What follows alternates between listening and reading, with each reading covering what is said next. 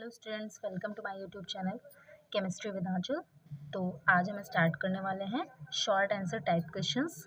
Previous videos में हमने MCQ कर लिए थे, वेरी शॉर्ट आंसर भी कर लिए थे। अब हमें शॉर्ट आंसर टाइप क्वेश्चंस करने हैं जो कि 4 मार्क्स के आते हैं। ठीक है, तो इसमें पहला क्वेश्चन हम देखते हैं, right the balance chemical equations for the following reactions. जो भी रिएक्शंस हमें दी हुई हैं इनकी बैलेंस केमिकल इक्वेशन हमें लिखनी है। तो सबसे पहले तो इन केमिकल इक्वेशन को हमें केमिकल फार्मूला में लिखना होगा। उसके बाद केमिकल फार्मूला लिखने के बाद फिर हमें बैलेंस करना होगा। तो सबसे पहले हम देख लेते हैं कि पहली हमारी क्या है reaction, calcium hydroxide. Calcium hydroxide का फार्मूला होता है CaOH whole twice plus carbon dioxide CO2, और इससे हमारा प्रोडक्ट फॉर्म हो रहा है कैल्शियम कार्बोनेट। फार्मूला होता है CaCO3 प्लस वाटर यानी कि H2O। अब आप देख लीजिए ये रिएक्शन बैलेंस है या नहीं। तो यहाँ देखिए एक कैल्शियम है, यहाँ पे एक कैल्शियम है, ठीक है, यहाँ पे 2OH है, ठीक है, और यहाँ पे 2O है। तो total number of oxygen atom कितने हैं, 2 to 4 ऑक्सीजन एटम है, और यहाँ पे 4 ऑक्सीजन एटम है, यहाँ पे 3 हो गए और यहाँ पे 1, 3 1 4। यहाँ पे देखिए टोटल 2 हाइड्रोजन्स हैं, यहाँ पे टोटल 2 हाइड्रोजन्स हैं, यहाँ पे एक कार्बन है और यहाँ पे भी एक कार्बन है। तो आप देख सकते हैं, मैंने आपको प्रीवियस वीडियो में भी बताया था, बैलेंस करने का मतलब होता है कि रिएक्टेंट और प्रोडक्ट में जो भी हमारे नंबर ऑफ एटम्स हैं वो हमारे बैलेंस रहें। तो हमने देख लिया है जितने नंबर ऑफ एटम्स इधर हैं उतने ही नंबर ऑफ एटम्स इधर हैं, इसका मतलब ये रिएक्शन क्या है, बैलेंस है। तो इसमें हमें कुछ बैलेंस नहीं करना है, सिर्फ इसे केमिकल फॉर्मूले में लिखना था। नेक्स्ट हमारा है सेकंड,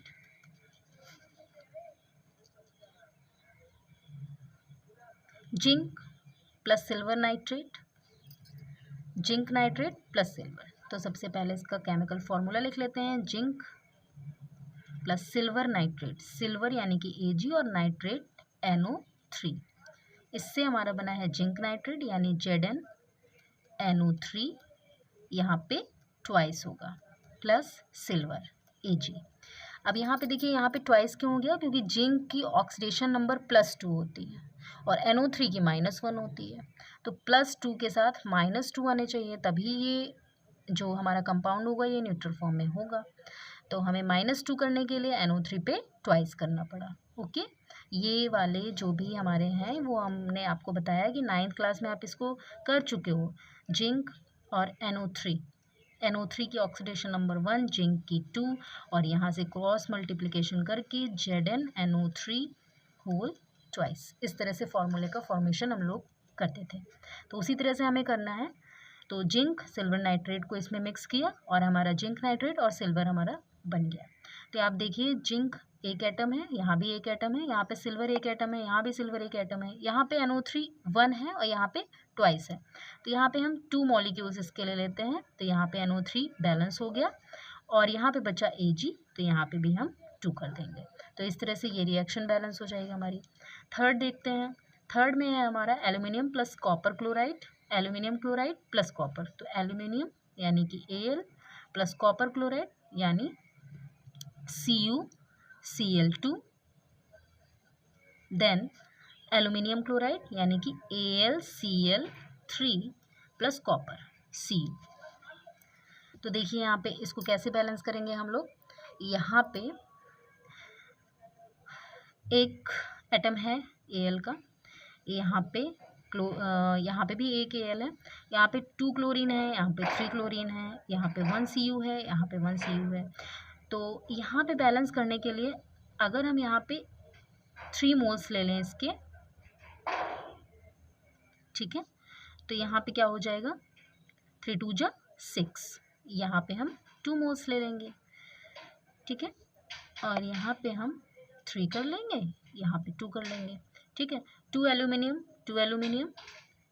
3 Cu 3 2 जा 6 क्लोरीन और 3 2 जा 6 क्लोरीन। तो इस तरह से दोनों तरफ के एटम्स हम बैलेंस कर लेंगे। ओके, अगर आपको फॉर्मूला लर्न है तो उसके बाद एटम्स को बैलेंस करना बहुत आसान है, आराम से आप बैलेंस कर लेंगे, ठीक है, कोई प्रॉब्लम नहीं आएगी। नेक्स्ट है फोर्थ हमारा बेरियम क्लोराइड यानी कि BaCl2, next potassium sulphate plus K2SO4, barium sulphate BaSO4 plus potassium chloride KCl। ये आपको रिएक्शन याद आ रही होगी, आयन एक्सचेंज रिएक्शन है ये, या डबल डिस्प्लेसमेंट भी इसको बोलते हैं।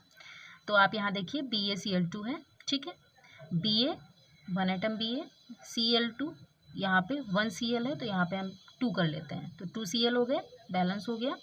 नेक्स्ट यहाँ K2 है, यहाँ भी K2 है, यहाँ SO4 है, यहाँ SO4 है, तो सिर्फ हमें क्या करना था, यहाँ पे 2 KCl लगाने थे, बाकी हमारी पूरी रिएक्शन बैलेंस थी। तो इस तरह से आप पहले केमिकल नेम से केमिकल फॉर्मूला लिखेंगे और उसके बाद उसको बैलेंस करेंगे। तो ये आपके 1 2 3 4 एक एक नंबर का सारा आपका है, और इस तरह से 4 मार्क्स का आपका पूरा ये क्वेश्चन हो गया। नेक्स्ट क्वेश्चन हमारा fill in the blanks type आ सकता है, ठीक है, ये प्रीवियस ईयर में आया भी है। Right the balance chemical equation for each of the following reactions. Hydrogen plus chlorine, तो यहाँ पे क्या बन जाएगा हाइड्रोजन क्लोरीन से। तो ऐसे हो सकता है कि आप इसमें कंफ्यूज हो जाएं, तो आप क्या करेंगे, पहले फॉर्मूला लिख लीजिए H2 प्लस Cl2, तो आप देख सकते हैं इससे 2HCl बनेगा, ठीक है।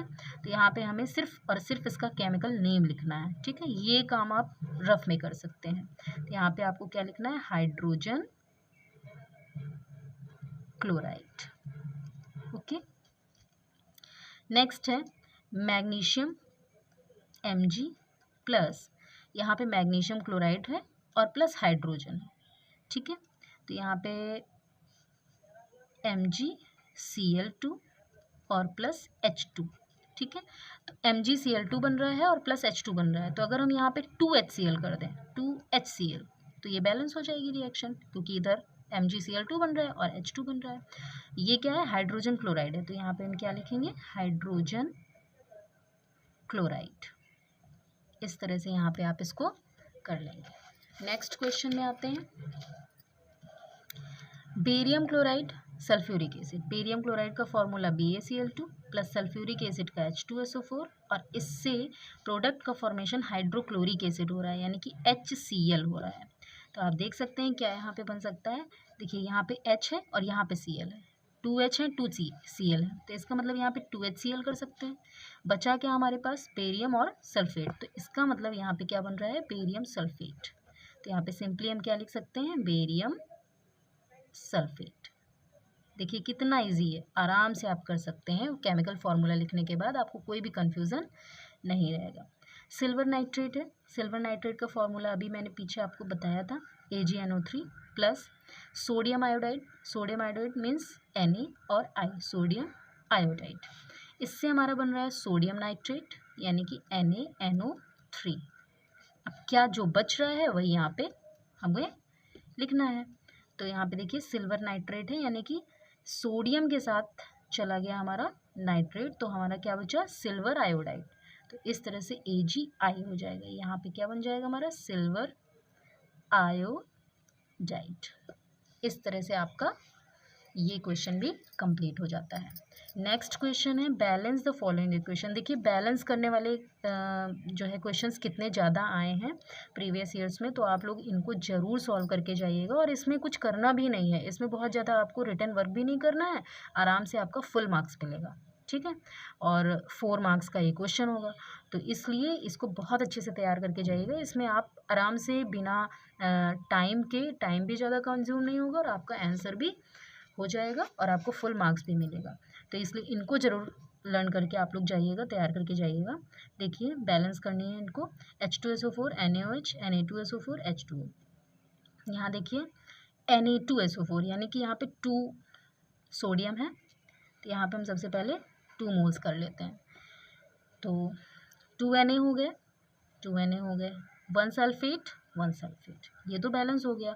इसके बाद यहाँ पे 2OH है और यहाँ पे 2H है, तो 2OH और 2H जब मिलेंगे तो हमारा क्या बनेगा, 2H2O बनेगा, तो यहाँ पे इसके भी 2 मोल्स ले लेंगे, इस तरह से ये बैलेंस हो जाएगा। नेक्स्ट है MgCl2 AgNO3 MgNO3 AgCl। तो यहाँ पे MgCl2 जो है आप देख सकते हैं MgCl2 और सिल्वर नाइट्रेट, तो MgNO3 हो रहा है, यहाँ पे MgNO3 का ट्वाइस होगा, ठीक है, सबसे पहली चीज़, क्योंकि नाइट्रेट पे होता है आपका 1-, ठीक है, और Mg पे होता है 2+। तो जब क्रॉस मल्टीप्लिकेशन करेंगे तो ये फॉर्मूला बनेगा MgNO3 का ट्वाइस। तो इस तरह से यहाँ पे ये ट्वाइस लगाना है, प्लस जब NO3 ट्वाइस हो जाएगा तो इसका मतलब हमें 2NO3 चाहिए, तो यहाँ पे हम 2 मोल्स इसके ले लेंगे, तो यहाँ पे 2 Ag हो जाएगा, यहाँ पे 2 Ag, यहाँ पे 2 Cl, तो यहाँ पे 2 AgCl हो जाएगा, ठीक है, यहाँ पे 2 AgCl और यहाँ पे MgNO3 का ट्वाइस। इस तरह से ये रिएक्शन बैलेंस हो जाएगी। नेक्स्ट रिएक्शन है आपकी, right the reaction for thermal dissociation of ammonium chloride and name of the substance formed. तो अमोनियम क्लोराइड का थर्मल डिसोसिएशन कराना है। थर्मल डिसोसिएशन मीन्स हीट की प्रेजेंस में इसको डिसोसिएट कराना है, और जो भी हमारे सब्सटेंस बन रहे हैं उनका नेम बताना है। तो आप देख सकते हैं अमोनियम क्लोराइड को जब हम हीट करेंगे तो अमोनिया और हाइड्रोक्लोरिक एसिड बनेगा। तो ये रिएक्शन लिखने के बाद आप इनके जो है नाम भी लिखेंगे। तो पहला प्रोडक्ट हमारा क्या है, अमोनिया है, और दूसरा हमारा है हाइड्रोक्लोरिक एसिड।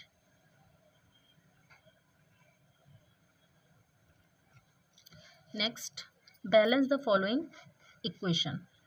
इसमें देखिएगा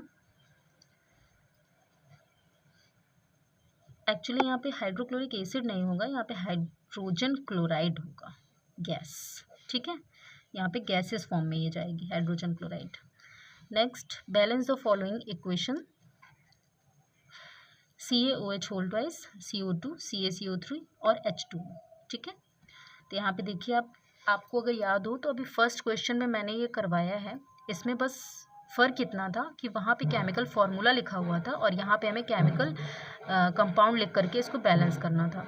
तो CaOH whole twice, CO2, CaCO3 और H2। यहाँ पे देखिए आप CaCO3, ये रिएक्शन बैलेंस है, इसमें कुछ भी नहीं करना है। 1 एटम कैल्शियम का, 1 एटम कैल्शियम का, 2 OH है, यानी कि नंबर ऑफ ऑक्सीजन 2 इधर है और 2 इधर है, यानी कि 4 ऑक्सीजन। और आप देख सकते हैं 3 और 1 4 ऑक्सीजन, 2 हाइड्रोजन इधर है, ठीक है, 2 हाइड्रोजन इधर भी है, 1 कार्बन इधर है, 1 कार्बन इधर भी है।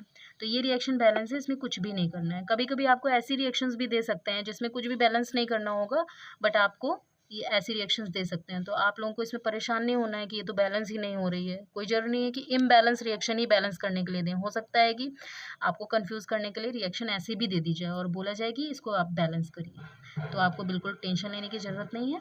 नेक्स्ट है, मीथेन को ऑक्सीजन की प्रेजेंस में बर्न किया गया है तो कार्बन डाइऑक्साइड और वाटर बना है। तो आप देख सकते हैं यहाँ पे 1 कार्बन है, यहाँ भी 1 कार्बन है, यहाँ 4 हाइड्रोजन है। तो यहाँ पे हम 2 मोल्स अगर कर दें तो यहाँ पे टोटल 4 हाइड्रोजन हो चुके हैं, यहाँ 2 ऑक्सीजन है, ठीक है, और यहाँ पे आपके कितने हैं, 2 और 2 4 है। तो यहाँ भी 2 मोल्स हम कर देंगे तो ये रिएक्शन पूरी बैलेंस हो जाएगी।